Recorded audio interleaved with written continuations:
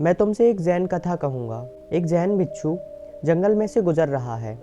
अचानक वह सजग हो जाता है कि एक शेर उसका पीछा कर रहा है, इसलिए वह भागना शुरू कर देता है। लेकिन उसका भागना भी झैन ढंग का है। वह जल्दी में नहीं है, वह पागल नहीं है। उसका भागना भी शांत है, लयबद्ध। वह इसमें रस ले रहा है। यह कहा जाता है कि बिच्छू ने अपने मन में सोचा, अगर शेर इसका मज़ा ले रहा है तो मुझे क्यों नहीं लेना चाहिए। और शेर उसका पीछा कर रहा है। फिर वह ऊंची चट्टान के नज़दीक पहुंचता है। शेर से बचने के लिए ही वह पेड़ की डाली से लटक जाता है। फिर वह नीचे की ओर देखता है।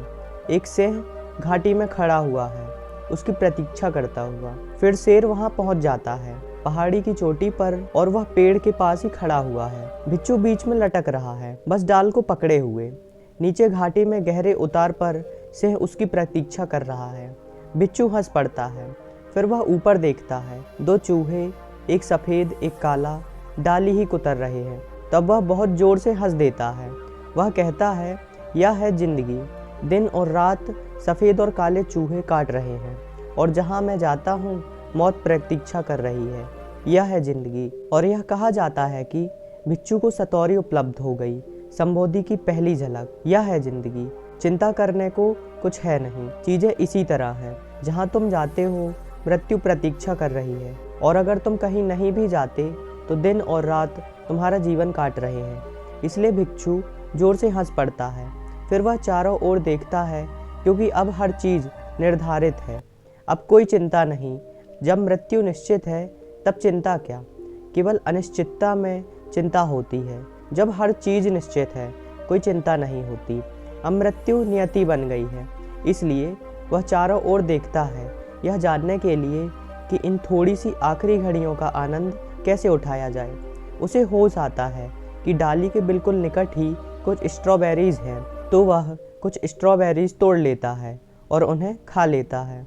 वे उसके जीवन की सबसे बढ़िया स्ट्रॉबेरी हैं। वह उनका मज़ा लेता है, और ऐसा कहा जाता है कि वह उस घड़ी में संबोधि को उपलब्ध हो गया था। वह बुद्ध हो गया, क्योंकि मृत्यु के इतने निकट होने पर भी वह कोई जल्दी में नहीं था। वह स्ट्रॉबेरीज़ में रस ले सकता था। वह मीठी थी, उसका स्वाद मीठा था। उसने भगवान को धन्यवाद दिया। ऐसा कहा जाता है कि उस घड़ी में हर चीज़ खो गई थी। वह शेर, वह सिंह, वह डाल, वह स्वयं भी। वह ब्रह्मांड बन गया।